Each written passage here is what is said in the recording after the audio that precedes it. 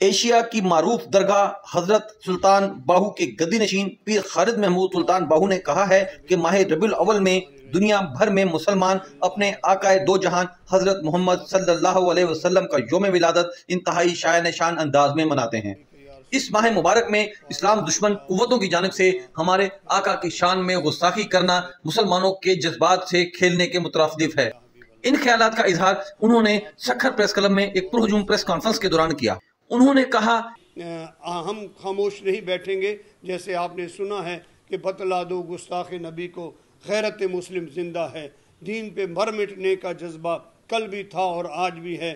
ہم کل بھی دین پہ مرنے والے تھے، آج بھی مرنے کے لیے تیار ہیں، اور آنے والی ہماری نسلیں بھی آقا نعمت سرکار مدینہ صلی اللہ علیہ وسلم کی نالین پاک پر بھی جان قربان کرنے کے لیے تیار ہیں۔